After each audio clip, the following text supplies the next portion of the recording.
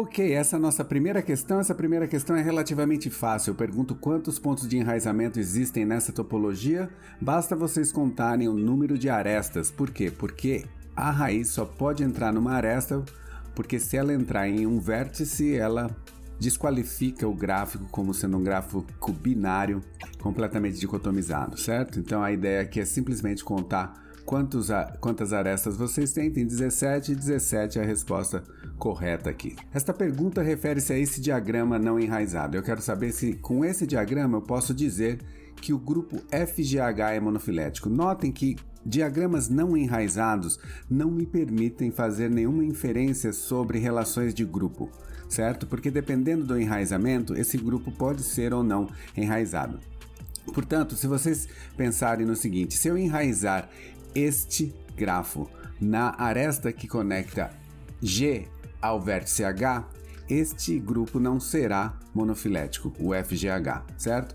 Eu posso conectar a raiz em outras arestas onde esse grupo poderia ser monofilético, mas o fato é que eu tenho pelo menos 1, 2, 3, 4 arestas que, se a raiz estiver inserida nessa aresta, eu não consigo dizer que esse grupo é monofilético.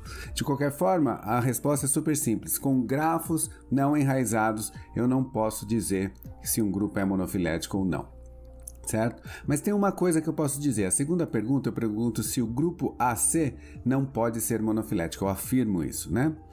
Por que eu posso afirmar que A e C não é monofilético? Porque A e C não são grupos adjacentes, que é a única coisa que eu posso falar em relação a diagramas não enraizados. O que são grupos adjacentes? São grupos que compartilham o mesmo nó, certo? Então B e C é adjacente porque compartilham o nó D. X e Y é adjacente porque compartilham o nó A. X, Y e A são grupos adjacentes por quê? Porque B é o grafo é o nó que conecta A ao grupo X e Y. Então esses grupos adjacentes potencialmente podem ser monofiléticos, mas grupos que não são adjacentes não serão monofiléticos porque não há possibilidade de você inserir uma raiz e tornar esse grupo monofilético, certo? A última afirmação que eu faço é que o vértice A está subordinado ao vértice B. O vértice A é o vértice que conecta X e Y e eu estou dizendo que ele está subordinado ao vértice B, que conecta A ao grupo XY. Mais uma vez, da mesma forma que eu não posso inferir noções de grupo, eu não posso dizer nada sobre subordinação de nós. O que é subordinação de nós? É quando um nó está inserido dentro de um outro nó. E isso eu só consigo obter a partir do momento que eu enraizo esse diagrama, certo? Então, diagramas não enraizados não permitem fazer inferências de noção de grupo, nem inferências de subordinação de eventos de cladogênese, que é o que esses nós representam em um diagrama. Nesse próximo exercício, com base nesse diagrama, ou seja, neste cladograma enraizado, eu faço as seguintes afirmações: que o terminal E é grupo irmão de FG, que o terminal B é monofilético, que o grupo FGHIJ é parafilético, que o grupo CDE é para ou polifilético e que o grupo CD é grupo irmão de EFGHIJ. Notem que eu estou fazendo uma série de afirmações que envolvem grupos que estão associados a dois nós da topologia que não estão resolvidos. São nós com tricotomias, ou seja, mais do que 3 arestas associados a esse nó, certo? São nós de grau 4. Então, nessas áreas de ambiguidade, isso significa que existe alguns limites do que eu posso falar, porque vai depender da resolução destes nós. E eu vou explorar cada uma destas questões, mostrando primeiramente quais são as resoluções possíveis para esse diagrama, dado ao fato de que eu tenho dois nós com tricotomias. A primeira questão que eu levanto é se E é grupo irmão de FG. E notem o seguinte: estas são as 9 topologias possíveis de acordo com a topologia inicial, no qual eu tenho dois nós que não são resolvidos. E se eu olhar nessa topologia, eu vou notar que somente na topologia 4, 5 e 6, E é grupo irmão de FG. De novo, vamos lembrar o que é grupo irmão. Grupo irmão são dois e somente dois grupos monofiléticos que compartilham o mesmo vértice exclusivamente, certo? Então notem que isso só ocorre nessas três topologias. A próxima afirmação feita com base neste diagrama é que o grupo ou terminal B é monofilético. E por definição, todo terminal é monofilético. E o raciocínio é simples. Se você pensar no nó que deu origem a B, a partir do momento que B surgiu, aquele ponto é o ancestral, é o ponto ancestral da linhagem. Então, o B compartilha essa linha contínua. É por isso que nós assumimos que, por definição, B é um grupo monofilético, ou seja, que todo terminal é um grupo monofilético. A próxima afirmação feita com base neste diagrama, nesse cladograma, é de que o grupo FGHIJ é parafilético. Se nós olharmos as 9 topologias possíveis, 3 delas, as 3 primeiras, o grupo FGHIJ é monofilético, certo? Porque ele compartilha um ancestral comum exclusivo. Nas demais topologias, este grupo é parafilético. E por que ele é parafilético? Porque para que ele se torne monofilético, é necessário a inclusão de um terminal ou um grupo monofilético ou um clado, certo? Então vamos ver a topologia T4, por exemplo. A topologia T4 requer que E seja inserido nesse grupo para que ele se torne monofilético. E isso ocorre com a T4, T5 e T6. Da mesma forma, com a topologia T7, T8 e T9. Nessas topologias, para esse grupo ser monofilético, basta eu incluir o clado EHIJ. E aí ele fica todo monofilético, ou basta eu inserir o E, tá? Como um único terminal. Então é por isso que ele é parafilético nessas 6 topologias, só que ele é monofilético nas 3 primeiras topologias. A próxima afirmação feita é de que o grupo CDE é para ou polifilético. E quando eu digo para ou polifilético, é que ele pode ser ou parafilético ou polifilético. O grupo parafilético, a gente acabou de abordar, é aquele grupo que requer a inserção de um terminal, um grupo monofilético ou um clado, para que ele se torne monofilético. Já o grupo polifilético é aquele que requer 2 ou mais grupos monofiléticos, clados ou terminais, para que se torne monofilético. Então, a gente já abordou o grupo parafilético, vamos olhar aqui na topologia 4. Na topologia 4, para que C, D e E se torne monofilético, eu teria que incluir FG, é um grupo, e depois H e J como sendo outro grupo. Isso ocorre na topologia T4, T5 e T6. Se a gente olhar para a topologia 7, 8 e 9, a gente vai ver que para o grupo CDE ficar monofilético, eu preciso inserir de novo FG e H e J, só que eles agora estão em pontos distintos da topologia. Então essa é a razão pela qual ele pode ser parafilético ou polifilético. A última afirmação que eu faço em relação a esse diagrama é que o grupo CD é grupo irmão de EFGHIJ, certo? O que são grupos irmãos? Grupos irmãos são 2 e somente 2 grupos que compartilham o mesmo nó, exclusivamente, certo? Então eu só posso dizer que eu tenho grupos irmãos quando eu tenho a resolução desse nó que tem somente 2 grupos. A resolução dos nós acima não me interessa, contanto que o nó associado ao nó exclusivo dos grupos irmãos esteja presente. Então o que eu marquei aqui? Eu marquei em vermelho o nó que é compartilhado pelos 2 grupos monofiléticos. E se vocês notarem, independente da resolução de E, F, G, H e J, este nó sempre permanece no mesmo lugar, certo? Então, sim, de fato, eu posso dizer que o grupo CD é grupo irmão de E, F, G, H e J, porque, independente da resolução, eu sempre terei esses 2 grupos associados a um único nó, que é o nó que define esses grupos irmãos. Nesse próximo exercício eu pergunto qual é o único nó não ambíguo nesta topologia. O que seria um nó não ambíguo? O nó não ambíguo é aquele nó que permanece ali sempre, porque sempre haverá um caráter ou uma transformação sustentando aquele nó. Então notem que eu preciso ter evidências de que aquele nó tenha suporte, e o suporte é dado por uma sinapomorfia àquele nó.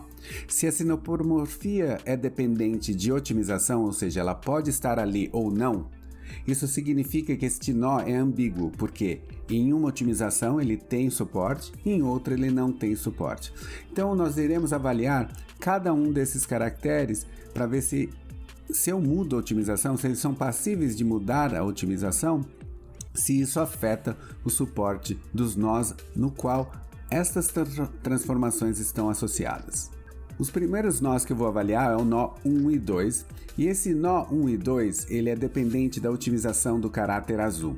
Então na topologia inicial, eu tinha duas transformações homoplásticas sustentando o nó 1 e o nó 2, só que eu posso passar essas transformações para outros ramos ou outras arestas dessa topologia, e isso faz com que eu perca o suporte para o nó 1 e 2, como é mostrado nessa figura.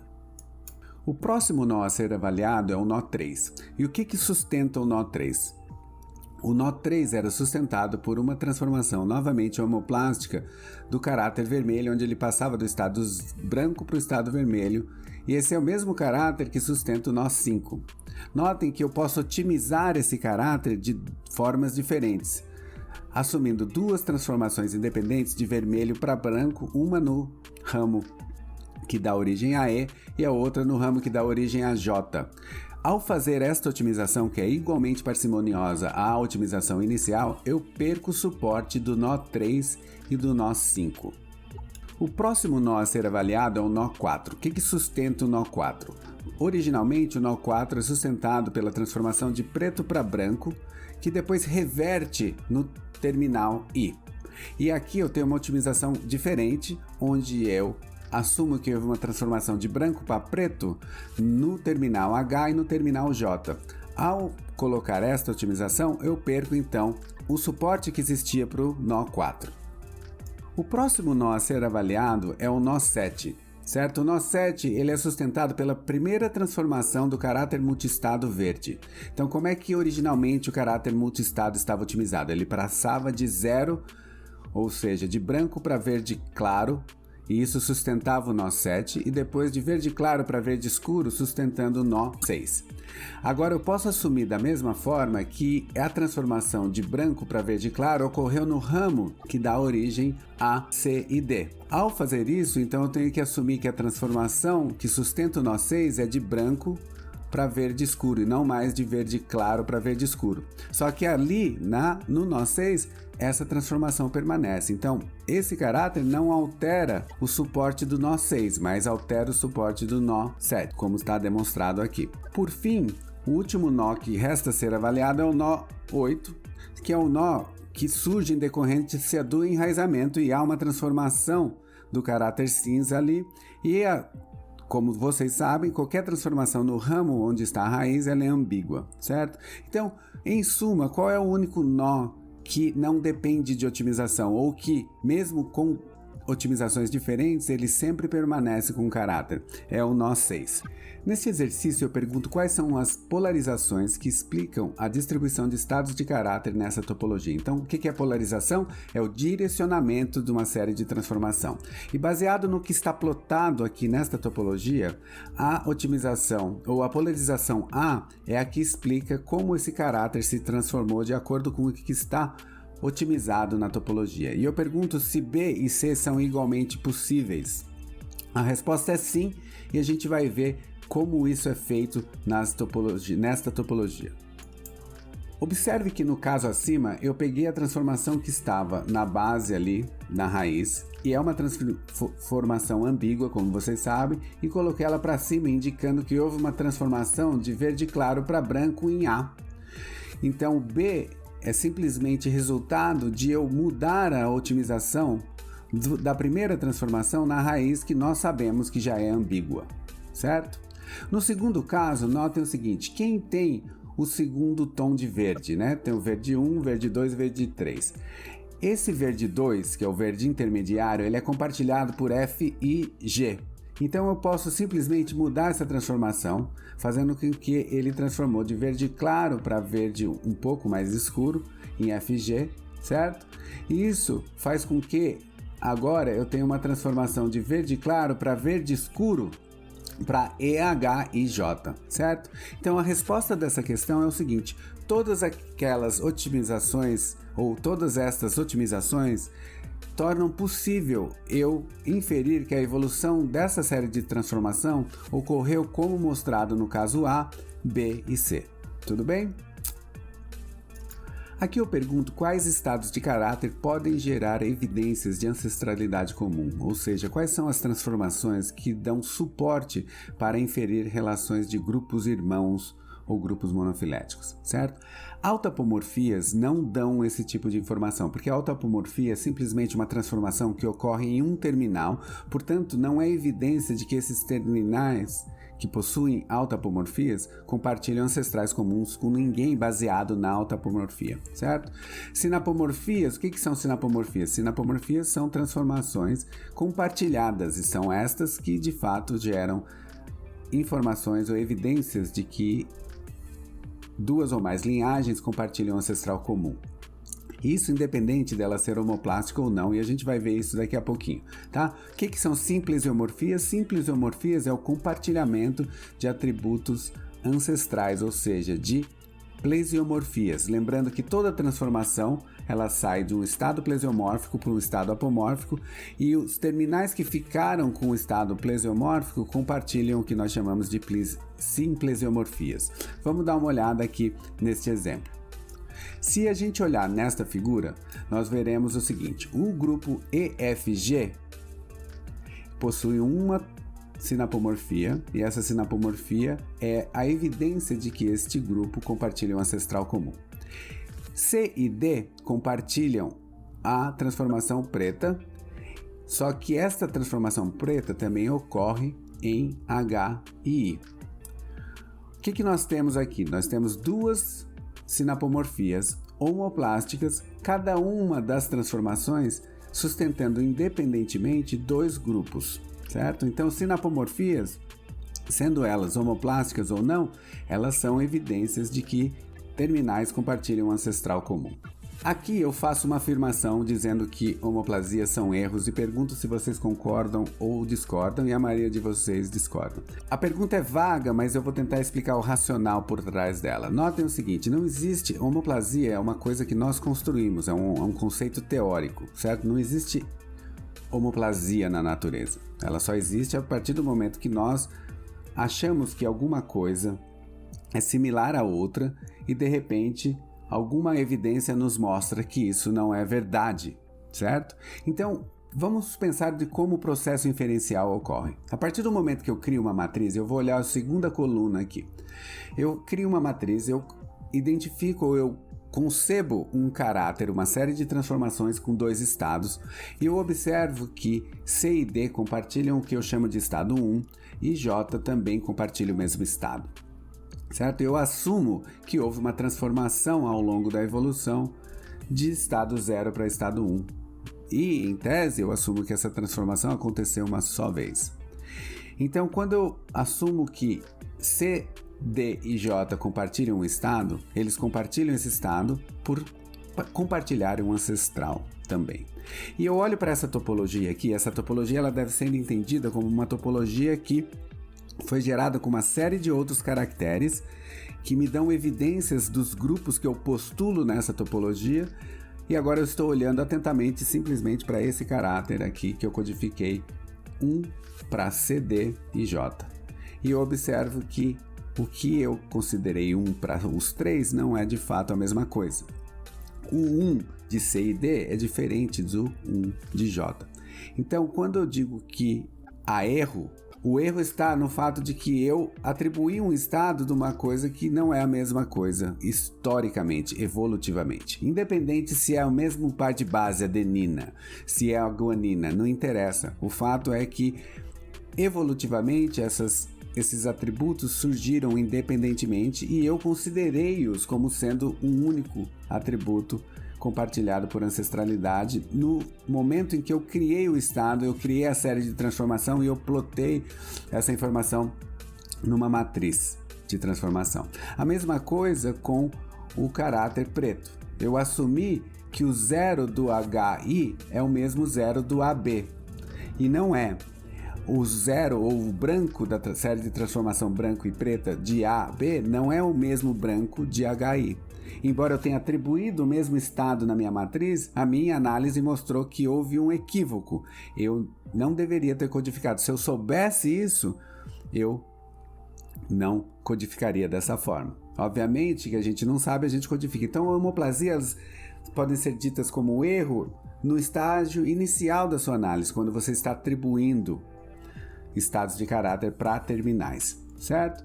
E homoplasias são coisas que nos levam a perguntar outras questões. Bom, por que eu errei? Por que eu atribuí o mesmo estado de caráter? Será que tem alguma coisa ali que eu não vi? E o exemplo que eu cito na aula foi, vamos supor que eu tenha codificado olho verde aqui, olho verde ali, depois eu vi que não é olho verde, eu tento investigar isso mais profundamente e eu chego à conclusão que os pigmentos associados à cor verde é diferente. Certo? Pode ser que não seja, mas a ideia aqui é mostrar que homoplasias são indicativos de que alguma coisa me induziu a atribuir a mesma coisa a coisas que não são idênticas evolutivamente, certo? Esse é o racional por trás dessa afirmação. Este é o nosso último exercício que nós fizemos em discussão na classe. Eu tenho uma topologia com 4 caracteres otimizados e eu faço uma série de afirmações com relação a esses caracteres e a gente vai avaliar cada uma delas. A primeira afirmação que eu faço é que o caráter 4,1, ou seja, o estado 1 do caráter 4, indica que o terminal 1 é apomórfico. E aqui eu estou fazendo uma pegadinha, porque eu estou colocando uma atribuição a estado de caráter a um terminal, certo? Apomorfias referem-se a estados de caráter. Nunca um terminal é apomórfico. Nunca um terminal é derivado, certo? O que são estados derivados ou estados apomórficos ou plesiomórficos são estados de caráter. Eu coloco isso porque há equívocos na literatura onde a pessoa atribui o termo apomórfico e plesiomórfico a terminais e isso é incorreto. A próxima afirmação é que o estado do caráter 1 é homólogo para os terminais C e D. Por que ele é homólogo? Porque eu observo C contendo o estado cor-de-rosa do 1 e D contendo o estado cor-de-rosa do 1 e eles são homólogos porque eu consigo traçar o compartilhamento desta similaridade a um ancestral comum, a uma transformação. Da mesma forma, o estado rosa do caráter 1 ele é homólogo para H e J. Entre eles, esse atributo é homólogo. Mas esses mesmos atributos não são homólogos entre os 4 terminais. O rosa de C não é homólogo ao rosa de H. São 2 transformações diferentes, certo? E quando isso ocorre, então daí eu não tenho a noção de homologia entre esses 2 caracteres, certo? Próxima pergunta é a seguinte, a próxima afirmação é que ambos os estados de caráter da série de transformação 2, que é amarela, podem ser considerados apomórficos, tá? Então vamos dar uma olhada na série de transformação 2, o que aconteceu com ela. Ela sofreu uma transformação inicial de branco para amarelo, depois ela sofre uma outra transformação de amarelo para branco. O que são estados apomórficos e plesiomórficos? Toda transformação ela sai de um estado plesiomórfico para um estado apomórfico. Então o estado original da transformação é o que nós chamamos de estado plesiomórfico e o derivado, o estado apomórfico. Na primeira transformação, quem é derivado? É o amarelo, porque eu saí do branco e passei para amarelo. Só que na segunda transformação, o amarelo se transforma em branco. Então houve uma outra transformação agora, certo? Então, quem é apomórfico ali? O branco em relação ao amarelo. E no caso inicial era o contrário. Então, ambos os estados podem ser considerados apomórficos. Isso aqui é para dar uma noção de relatividade de o que é apomórfico ou plesiomórfico. Eu preciso saber em relação ao quê? Porque um estado pode ser plesiomórfico em relação a um e apomórfico em relação a outro. Sim? Muito bem. A última afirmação é que a simplesiomorfia 3,0 sustenta o grupo FGHIJ, certo? O que são simplesiomorfias? Simplesiomorfias são estados plesiomórficos compartilhados. Qual é o caráter 3? O caráter 3 é o vermelho, então eu tenho uma transformação de branco para vermelho, Quem compartilha o vermelho? F, G, H e J. Então, é o estado derivado aqui é o vermelho. Então, o estado apomórfico que é compartilhado por F, G, H e J é o vermelho. Isto é a sinapomorfia que sustenta o clado F, G, H e J. A simples isomorfia ela não é nem compartilhada por esse grupo, ela é compartilhada por B, C, D, E. E isso não é evidência de que A, B, C, D, E formam um grupo, porque nem um grupo formam, certo? Eles compartilham simples isomorfias. Então, simples isomorfias não são indicativos de relação de parentesco. E com isso a gente termina os exercícios que foram discutidos na aula.